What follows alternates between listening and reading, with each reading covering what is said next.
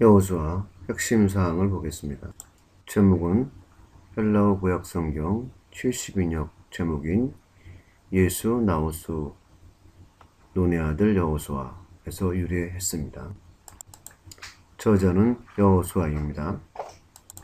기록 연대는 여호수아 말년인 BC 1390년경 기록이 완료되었습니다. 수신자는 여호수아 사후 가나안 땅에 대한 정복 및 정착 사업을 마무리하고 그 땅에 거하게 될 당대의 이스라엘 백성과 미래의 세대입니다. 내용은 여호수아 지하에 수행되었던 가나안 땅 정복과 분배입니다. 여호수아 조감도를 보겠습니다. 여호수아는 총 24장으로 되어 있습니다. 그리고 1장부터 12장까지 딱 반이죠. 까지는 가나안 정복전쟁 과정을 이야기하고 있습니다. 그리고 13장부터 나머지 24장까지는 땅의 분배 및 정착에 대한 이야기를 하고 있습니다. 그리고 이때의 가나안 정복전쟁 과정 1장부터 12장까지 주제는 순종과 약속의 성취이고요. 기간은 약 7년 정도이고요. 딱 절반 50%입니다. 분량이. 그리고 시딤, 어단강, 가나안 본토가 지역적 배경이 되겠습니다. 그리고 13장부터 24장까지는 땅의 분배 및 정착이 주제고요. 그리고 기업의 축제 및 정착을 위한 교훈이 주제고요. 약 8년 정도 세월입니다. 50% 반이죠. 그리고 지역적으로는 길갈과 실로를 중심으로 한 가나안 전역이 그 지역이 되겠습니다. 그리고 전반 파트인 1장부터 12장까지 다시 쪼개보면 1장부터 5장까지는 가나안 정복 명령과 준비의 내용이고요. 6장부터 8장까지는 중부, 가나안의 중부를 정복하는 내용이 되겠고요. 9장부터 10장까지는 가나안 남부를 정복하는 내용이 되겠고요. 그 다음에 11장부터 12장까지는 가나안 북부 정복 및 전쟁이 끝나죠. 종전의 내용이 되겠습니다. 그 다음에 후반부인 13장부터 14장까지는 다시 13장은 가나안 미정복지 및 요단 동편 기업 분배의 회고를 하고요. 그리고 14장부터 19장까지는 요단 서편 9지파 반의 기업의 내용이고요. 20장부터 21장까지는 레위지파의 성읍 분배입니다. 20장부터 21장까지는 22장부터 24장까지 여호수아 말년 사형 및 그의 죽음이 내용이 되겠습니다. 여호수아의 기본 이해, 여호수아서 기본 이해를 보겠습니다. 여호수아의 기본 이해는 언약 백성의 기업 성취 및 미래 세대에 대한 역사적 교훈입니다. 모세오경 다음 순서는 선지서입니다. 선지서는 전선지서와 후선지서로 나누어집니다. 전선지서는 여호수아, 사사기, 사무엘 상하, 열왕 기상하로 구성됩니다. 전선지서는 역사서로도 분리합니다. 이스라엘 국가의 형성과 멸망까지의 주로 역사적 과정을 기록하고 있기 때문입니다. 그 중에 여호수아는 모세오경과 그 다음 부분인 역사서를 연결하는 고리 역할을 합니다. 이것은 모세오경에서 아브라함과 모세에게 주렸던 언약이 여호수아에서 성취되는 것을 보여주고 있기 때문입니다. 이것은 구약 성경의 정경적 맥락 속에서 모세오경과 그 이후에 성경이 연속성상에 있다는 사실을 보여줌으로써 성경의 통일성을 이해하는 데 중요한 역할을 합니다. 그리고 여호수아서는 언약, 그리고 약속의 땅에서의 선민 의무 등 중요한 신학적 주제를 이해하는 데 있어서 커다란 역할을 합니다. 모세 사후 이스라엘 출애굽 제2세대들은 드디어 가나안 땅에 들어가 그 땅을 정복하고 기업을 차지할 수 있었습니다. 일찍이 400여 년의 타국에서의 종살이하던 민족, 그리고 40여 년 광야에서 떠돌던 민족이 새로운 땅에 들어가 정착하게 되었다는 것은 그 자체가 하나의 감격이고 경이입니다. 그러나 끓은 물도 시간이 지나면 식기 마련, 땅을 차지하게 되었다는 생생한 감격의 여운이 사라지고 난 이후에는 어떻게 되었나요? 이스라엘 백성에게 있어 더욱 중요한 것은 그들이 가나안 땅에 들어갔다는 것 자체보다 그 땅에서 앞으로 어떻게 살 것인가 하는 점입니다. 이에 가나안 땅 정복과 분배 과정을 지도하였던 여호수아가 자신의 삶을 마무리하는 과정에서 미래의 세대를 위한 교훈을 남기고 있는 바, 여호수아에서 표현하고 싶은 두 가지의 교훈은 첫 번째, 언약을 지키시는 하나님의 신실함이고, 두 번째, 죄를 심판하시는 하나님의 공의로움입니다. 그래서 여호수아는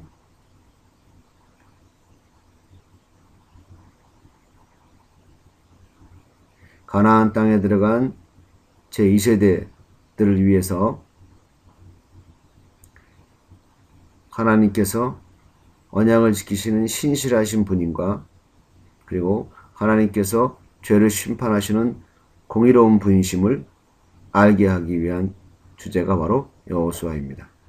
그리고 여호수아에서 교훈은 이스라엘 미래 세대가 기억해야 할 것은 가나안 땅은 그들 자신의 노력에 의해 쟁취한 산물이 아니라 하나님의 약속에 의한 선물이라는 사실을 기억해야 합니다.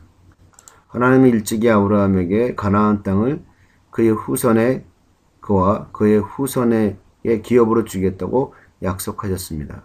창세기 12장 7절, 15장 18절, 17장 8절에 비록 애굽에서의 종살이를 포함하여 장장 600여 년의 세월이 흘렀지만 하나님은 그 약속을 잊지 않으시고 때가 되매 이스라엘 백성을 인도하여 가나안으로 들어오게 하셨습니다. 이처럼 가나안 땅이 언약 백성에게 하사하신 약속의 땅이라는 사실은 기본적으로 그 땅에 살게 될 백성의 삶이 땅을 기업으로 주신 하나님의 은총에 보답하는 감사의 삶이어야 한다는 것을 상기시켜 줍니다. 그러나 동시에 그 땅의 백성들이 기억해야 할 또 다른 사실은 하나님은 반드시 죄를 심판하시는 분이시다 라는 것입니다. 여호수아서를 통해서 우리가 빠뜨려서는 안 될 질문은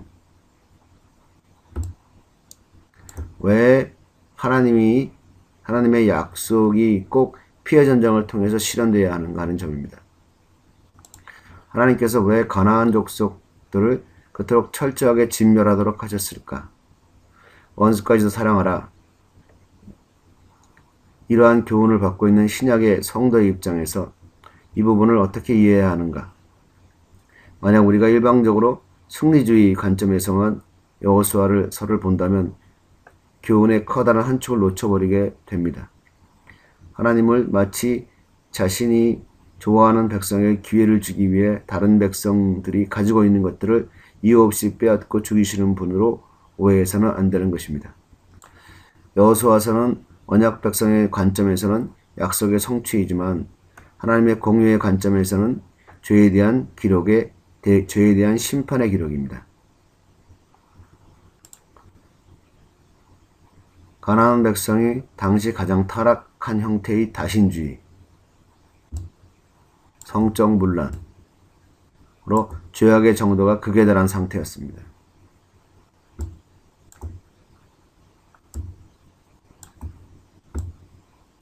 그들의 종교적, 도덕적 타락상은 이미 아브라함 시대부터 뚜렷한 것이었습니다.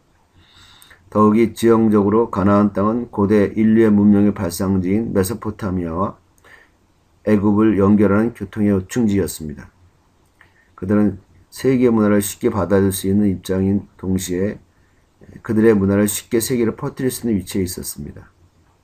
가나안의 타락한 문화를 그대로 둔다면 온 인류가 그 죄악에 전염될 것이고, 그렇다면 하나님께서는 또 한 번 노아의 홍수와 같은 제2의 전 세계적인 재앙을 내려야 했을지 모를 일이었습니다.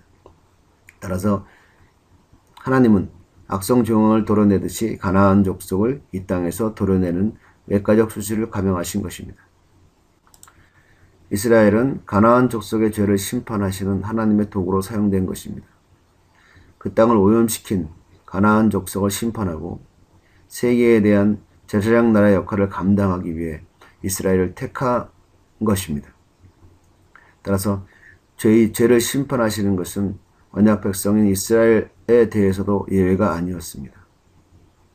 이는 가나안 정복 전쟁 중 아이성 패배 과정을 보면 잘 알 수가 있습니다. 하나님은 아간의 범죄로 인해 이스라엘에게 패배를 주셨고, 아간과 그에 속한 모든 것이 불타고 돌로 매장되고 난 이후에 비로소 그 극렬한 분노를 그치셨습니다. 이처럼 여호수아서의 죄를 무섭게 심판하시는 하나님의 공의가 잘 있는 것은 장차 이 땅에서 정착하고 언약의 백성으로서 살게 될 이스라엘이 죄를 멀리하고 하나님을 경외하는 삶을 살아야 한다는 생생하게 교훈을 주기 위한 목적이 있습니다. 여호수아서는 가나안 정복 전쟁과 승리 과정을 다루고 있는 책입니다. 그러나 엄연히 말하면 그 땅의 정복은 아직 완전히 이루어지지 않았습니다. 여호수아 정복 이후에도 가나안에는 아직 얻을 땅이 남은 것이 매우 많았습니다. 이제 그 땅을 완수하고 정복하게 되는 것은 미래 세대의 임무로 맡겨졌습니다.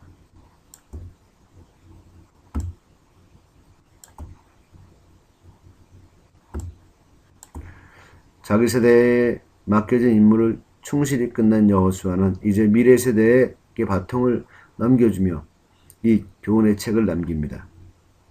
역사를 지키는 하나님의 신실함과 약속을 지키는 하나님의 신실함과 죄를 미워하시는 하나님의 공의로움을 말하므로 가까이 남은 정복과 안착의 임무를 완수할 것을 당부하며 멀리는 이 약속의 땅에서 언약의 말씀을 지키고 진정한 하나님의 나라를 세우도록 하는 것이 여호수아의 간절한 소망이자 비전이었을 것입니다. 마지막으로 우리가 여호수아서를 통해 실제적인 신앙의 교훈을 얻기 위해서는 역사의 현장을 목격하고 있다는 생생한 긴장감을 잊어버려서는 안 됩니다. 여호수아서의 치열한 전투 장면과 선민이 맛보는 승리와 패배의 경험들은 영적 전쟁과 관련된 모든 원리에 대해서 말하고 있지만 오직 성경의 역사에 예민한 의식을 가진 자에게만 생생하고도 충분한 의미를 던져줄 것입니다. 여호수아의 구조입니다. 먼저 1장부터 5장까지 모세 사후 새 지도자인 여호수아에게 가나안 정복 명령이 주어집니다. 그를 권면하는 내용으로 시작합니다. 하나님은 여호수아가 율법의 말씀을 지키고 행하면 평생 그와 함께 하시고 그를 당할 대적이 없을 것이므로 강하고 담대하라고 말씀하십니다. 곧 가나안은 여호와께서 이스라엘에게 주기로 작정한 땅인 것과 가나안 정복이라는 위협의 달성 여부는 하나님의 말씀에 대한 순종과 믿음에 달려있다는 것을 밝히시는 것입니다.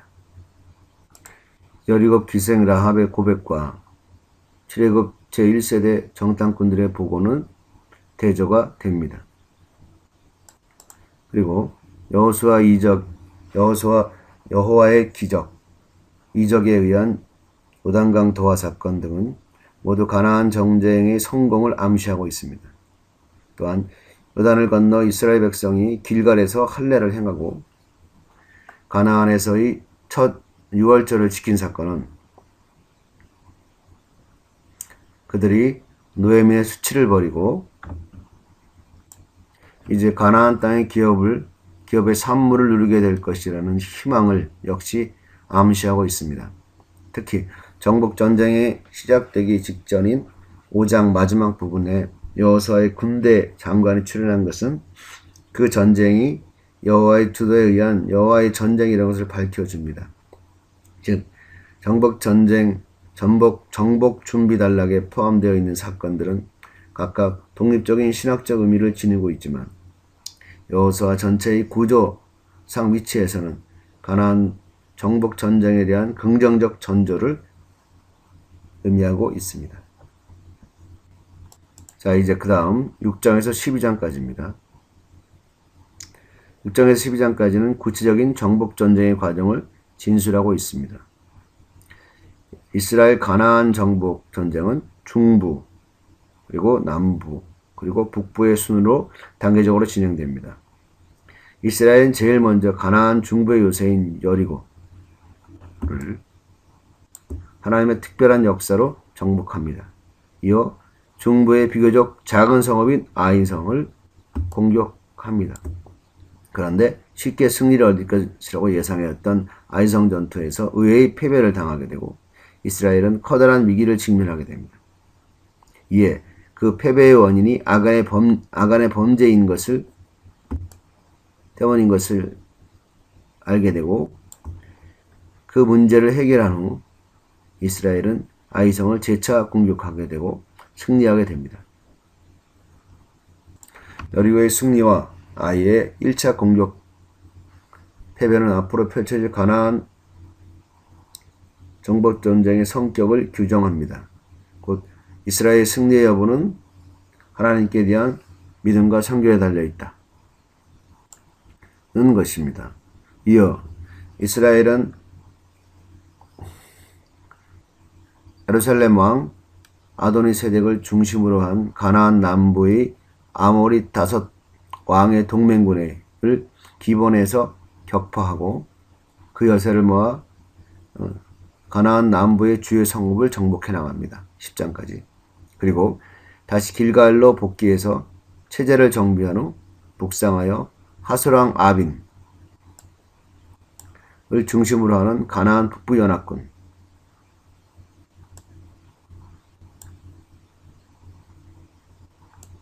마저 메론 물가에서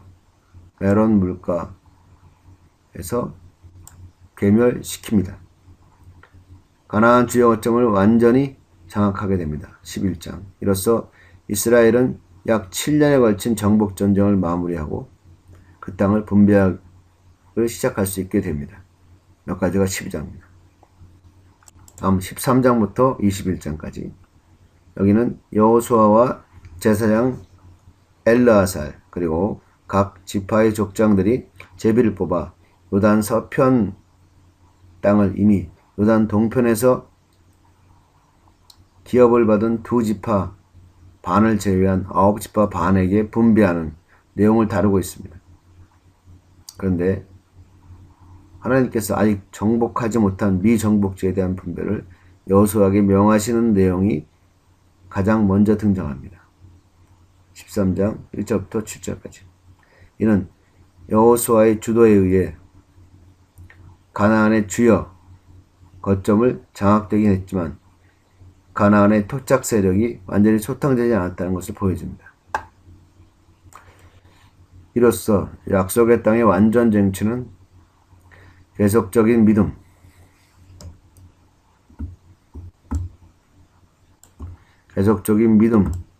순종의 노력으로 가능하다는 점을 시사해 줍니다. 예수의 믿음과 순종의 노력으로 가능하다. 정복한 땅의 분배 순서는 갈렙, 다음 유다 지파, 다음 므낫세, 에브라임 지파 등의 순으로 진행되었습니다. 나머지 7지파가 기업 분배에 소극적인 자세를 보이자 여호수아는 기업 분배를 일시 중단하고 도중에 실로에 해명을 건립하고 기업 분배를 지체하고 있는 나머지 지파들을 책망하고 독려합니다. 이에 베냐민, 시므온, 스불론, 이사갈, 아셀, 납달리, 단 지파 순으로 기업 분배가 재개되고 여호수아 자신은 제일 마지막에 에브라임 산지의 조그마한 성 딤나세라를 요구하여 받습니다. 이어 20장과 21장은 따로 20장과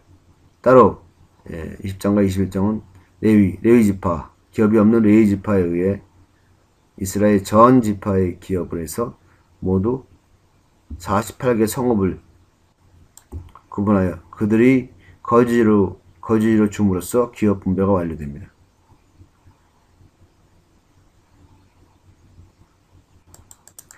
특히 기업 분배의 과정의 말미에 여호와께서 친히 대적들을 이스라엘 손에 붙이셨으므로 이스라엘이 승리한 것과 이로써 이스라엘에게 하신 하나님의 선한 약속들이 남김없이 모두 성취되었음을 강조하고 진술하고 있습니다.